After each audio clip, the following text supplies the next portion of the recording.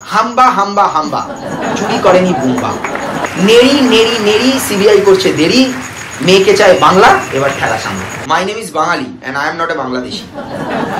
চুপচাপ দিয়ে ছাপ। ভিডিওটি করা শুধুমাত্র মনোরঞ্জনের জন্য। এই রাজনৈতিক স্যাটায়ার ভিত্তিক ভিডিওতে যে সকল রাজনৈতিক কথা বলা হয়েছে তাতে কেউ আঘাত পেলে খুশি হব।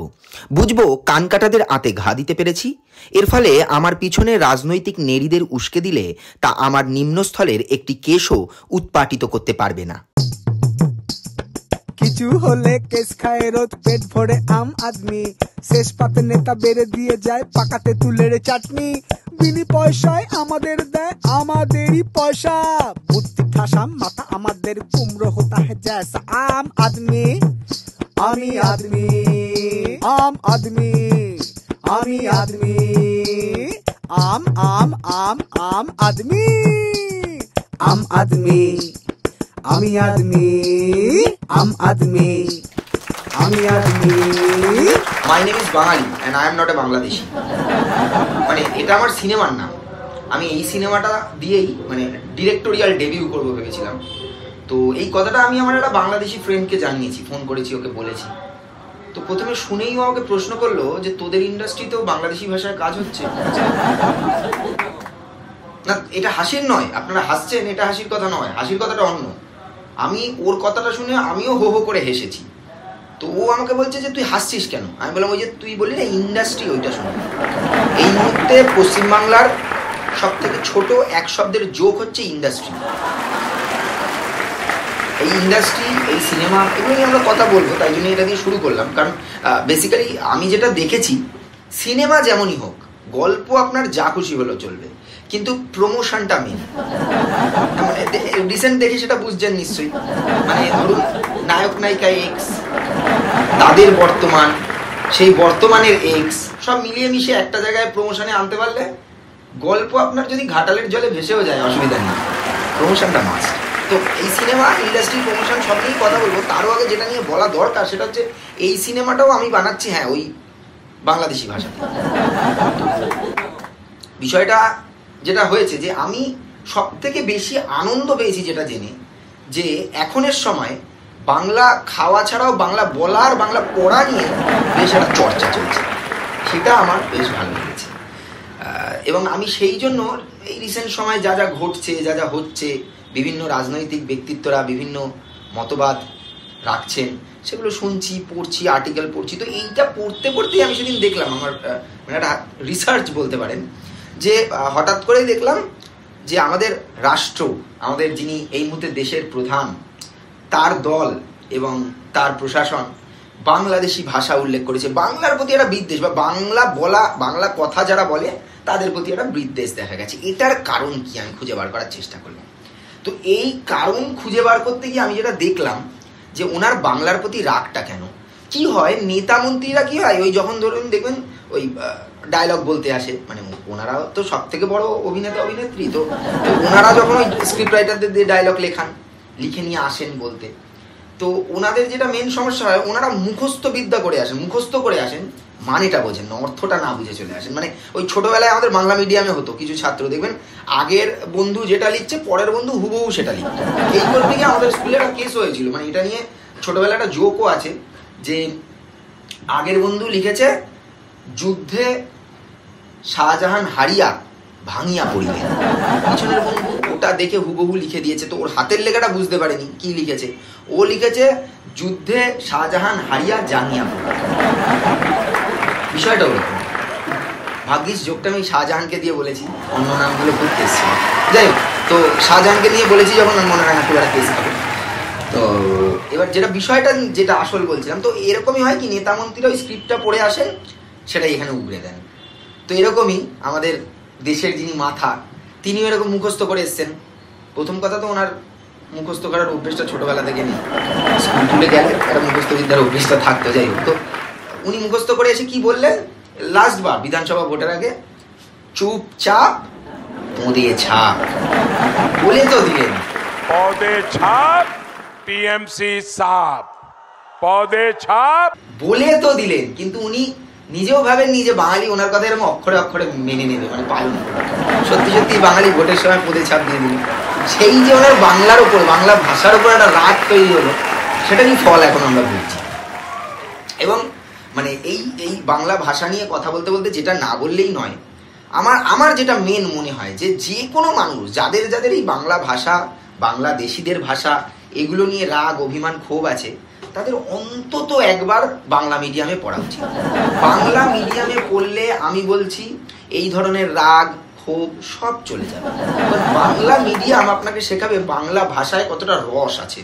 আমি জানি না কতজন আমার সাথে এগ্রি করবেন, আমি বিশ্বাস করি অনেকেই এখানে বাংলা মিডিয়ামের আছেন, এগ্রি করবেন তো? হ্যাঁ, একদম সেটাই আমি বলছি যে বাংলা মিডিয়ামে পড়লে বাংলা ভাষার রসবোধ বা বাংলার রসবোধের প্রতি আপনার একটা তৈরি হবে। একটা কেন তৈরি হবে সেটাও আমি বলছি, কি কারণে তৈরি হবে। মানে ধরুন আপনি বাংলা মিডিয়ামে পড়েন, বাংলা মিডিয়ামের কিন্তু একটা ব্যাপার আছে। হ্যাঁ, বাংলা মিডিয়ামে পড়লে আপনি প্রথম জানতে পারবেন যে ফর্মাল জামা কাপড়ের সাথে হাওয়াই চটি পরে স্কুলে যাওয়া যায়। বাংলা মিডিয়ামে বাংলা ভাষা সম্বন্ধে যেটা সবার আগে শিখতে পারবেন, বিভিন্ন ধরনের ডাক। না মানে ডাক বলতে আমি আবার ভাবেন না ওই কবিতার ডাকের কথা বলছি, মানে ওই হাম্বা হাম্বা হাম্বা ওইরকম ডাক নয় কিন্তু। মানে আমি ডাক বলতে চাইছি যে মানুষকে কতভাবে ডাকা যায়, বন্ধুদের কতভাবে ডাকা যায় বাংলা ভাষায়, সেটা আপনি শিখতে পারবেন। কিরকম? মানে আমরা বাংলা মিডিয়ামের ছাত্ররা যারা বাংলা মিডিয়ামে পড়াশোনা করেছি, তারা বন্ধুদের কি নামে ডাকতাম আমি একটু বলি। কেলেচ্ছু, বাঁকা ময়না, ভাঙাচোরা বান্টি, তারপরে খুদের ছেলে, বাবার নাম ধরেও ডাকা যায়, কোনো অসুবিধা নেই। তারপরে ছোট বান্টি, তার শারীরিক বিভিন্ন অঙ্গ নিয়ে আপনি নাম দিতে পারবেন। এবং সবচেয়ে মজার, রক্তের সম্পর্ক নেই, নিজের বন্ধুকে আপনি মামা, কাকা এগুলো নামেও ডাকতে পারবেন। ওটা থেকেই তো পিসি, দিদি, ভাইপো, মানে আমরা নিজেদের মতো করে এগুলো বানিয়ে বাংলা ভাষা বলতে পারি। তো সেই রকম একটা বাংলা ভাষাকে মানে যারা বলছে যে সেই ভাষার অস্তিত্ব নেই, বা যারা বলছে কিছু লোক যেটা বাংলাদেশির ভাষা, তাদের আগে এই ভাষাটা সম্বন্ধে জানতে হবে। মানে তাদেরকে বাংলা মিডিয়ামে পড়ালে তারা, ওই যে বললাম, তাদের রসবোধের অভাব বলে তারা এই ভাষাটা নিয়ে এই কথাটা বলছে। নালে তারা বুঝতো, মানে এই ধরুন একজনের উদাহরণ দিই, মানে যে বলেছে এই কথাটা, কে বলেছে না, মালব্য বলে এক ভদ্রলোক। ভদ্রলোক বললাম, বাঙালি ছেলে, বাংলায় সবাইকে আমরা ভদ্রলোক ভেবে নিই, মানে সবাইকে ভদ্র ভাবি বলেই তো 14 বছর ধরে এত ভুগছি না আমরা। যাই হোক, সেই সব কথায় পরে আসবো। তো এই যে মালব্য, ইনিও ধরে নিলাম ভদ্রলোক। তো এই যে ভদ্রলোক, সেই ভদ্রলোক কি করলেন না, বললেন বাংলা ভাষার কোনো অস্তিত্ব নেই। এবার উনি যদি বাংলা মিডিয়ামে পড়তেন কি লাভ হতো? ওনার নাম হচ্ছে মালব্য। উনি বুঝতে পারতেন ওনার শেষের বটা সামনে এসে কি সুন্দর রাইম করে বাংলা ভাষায় একটা রসবোধ তৈরি হতো। আমি বলতেও পারি, মানে আমি দ্বিধা করছি না বলতে, মানে ছোটবেলা বন্ধুরা মালব্য তো ওকে বালব্য বলে ডাকবে। কিন্তু উনি এখন যে বলছি, বা ছোটবেলার বন্ধু কাউকেই কেস দিতে পারবেন না, কারণ যে ভাষায় ওনাকে বলা হচ্ছে সে ভাষার অস্তিত্ব নেই। বা ধরুন এই যে মাল, এইটা নিয়েও মজা করা হতো। ওনার যদি ছেলে মেয়ে থাকতো, লোকে বাংলা মিডিয়ামে তাকে ভর্তি করেছে, তো বন্ধুরা বলছে এই মালের ছেলে বা বিষ মাল, কিচ্ছু করতে পারবে না। কারণ উনি করতে পারবেন একটা কারণেই, কারণ ওই ভাষার অস্তিত্ব নেই। এমনকি আমি বলছি বাংলা মিডিয়ামের ছাত্রদের বা বাংলা মিডিয়ামের ছেলেগুলো একটা অদ্ভুত কবিতা লেখার প্রতিভা আছে। মানে যা খুশি দিয়ে কবিতা লেখে। মহায়ন, নিশ্চয়ই বাংলা মিডিয়ামে যারা পড়েছে সবাই জানে মহায়ন, সেরকম। তো ওই রকম বাংলা কবিতা ছন্দ মিলিয়ে লেখার, এবং সেই প্রতিভা আছে বলেই না একজন ঠিক করেছেন যে এখন থেকে বাংলা মিডিয়াম স্কুলে তার 200টা কবিতার বই থাকবে। তো সেই জন্য বলছি না, কবিতা নিয়ে একটা বাংলা মিডিয়াম ছেলেদের একটা ফ্যাসিনেশন আছে। তো বিভিন্ন ধরনের কবিতা বানাতো। তো ধরুন আমি বলছি যে এই যে মালব্য ধরুন একদিন স্কুলে গেছে ছোটবেলায়, বাংলা মিডিয়ামে গিয়ে বলেছে দেখ বাংলা ভাষায় কেউ পড়াশোনা করে, বাংলা ভাষার অস্তিত্ব নেই। বলে তো দিয়েছে, আবার সেই একই সমস্যা, বলে তো দিয়েছে। এবার ধরুন কোনো বন্ধু রেগে গিয়ে তাকে নিয়ে একটা কবিতা বানালো। কি কবিতা না, বলছে যে বলেছিস বেশ করেছিস তার নাম বোদে, টিকটিকিতে ডিম পেড়েছে তার ছোট পদে।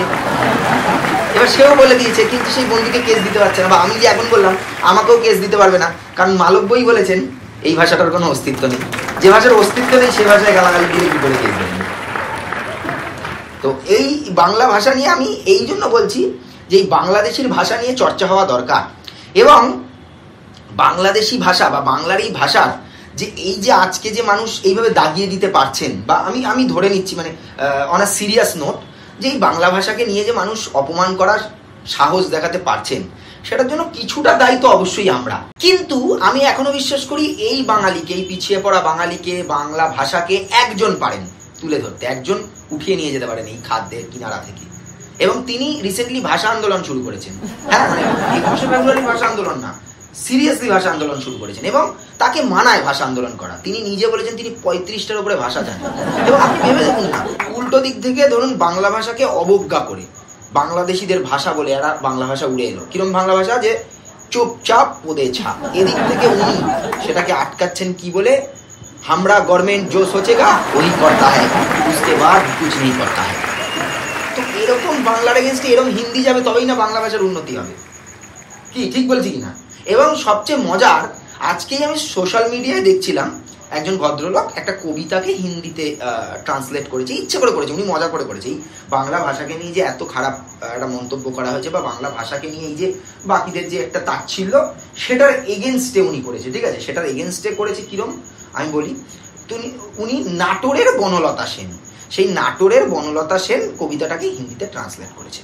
কিন্তু আমি ওটা দেখার পর থেকে ভাবছি যে এই যে মানে উনি বলুন বা যে কেউ, উনি মজা করে করেছেন, ওনাকে বলা হয়েছে কবিতাশ্রী দেওয়া হবে, সবাই মজা করে করেছে। তো এটা তো যে যারা বলছে বাংলাদেশিদের ভাষা, যারা বলছে বাংলা ভাষার কোনো অস্তিত্ব নেই, তারাও করে দেখানোর সাহস দেখাতে পারে। কিন্তু সেটা পারে কারণ নাটোরের বনলতা সেন ওরকম একটা পাতি কবিতা বলে। আমি বলছি যেই মানুষটি 35টা ভাষা জানেন, বাংলা ভাষার জন্য ভাষা আন্দোলন করছেন, তার একটা কবিতা করে দেখা হিন্দিতে ট্রান্সলেট। আমি এখনই উদাহরণ দেবো, এখানে লাইভ উদাহরণ, যদি করে দেখাতে পারে কেউ হিন্দিতে ট্রান্সলেট, আমি মেনে নেবো। আমি একটা উদাহরণ দিচ্ছি, একটা বড় কবিতা ওনার, সুন্দর একটা বড় কবিতা বলছি ওনার। ধরুন এই কবিতাটাই, যেই কবিতাটা বলছি, এটাকে হিন্দিতে ট্রান্সলেট করতে হবে। বাংলা ভাষার এই কবিতাটাকে যদি ট্রান্সলেট করতে পারে তবে মেনে নেবো বাংলা ভাষার কোনো অস্তিত্ব নেই। হাম্বা হাম্বা হাম্বা, চুরি করেনি বুম্বা, মেউ মেউ মেউ, চুরি করলেও আমায় ক্যাচ করতে পারবে না কেউ। নেড়ি নেড়ি নেড়ি, সিবিআই করছে দেরি, মেয়েকে চায় বাংলা, এবার খেলা সামনে। পারবে কেউ? পারবে বলুন, কেউ পারবে কি? আমি জানতে চাইছি কেউ কি পারবে এটা হিন্দি করতে ট্রান্সলেট? কিংবা ধরুন উনি সংস্কৃত ভাষায় কবিতা লিখেছেন, ছোট কবিতা, নর নর নড়া, দরজায় শুনি করা নাড়া, ভাইপো বাড়ি আছো? এইবার বলুন, এই কবিতা ট্রান্সলেট করার ক্ষমতা কারোর আছে? তো ইনি যদি ভাষা আন্দোলন করেন তবেই না বাঙালি, বাংলা ভাষা এটা সবার উপরে যাবে, ভারতের শ্রেষ্ঠ হবে। মানে উনি যদি ভাষা আন্দোলন করেন, কার ক্ষমতা আছে বাঙালিকে নিচে নামানোর?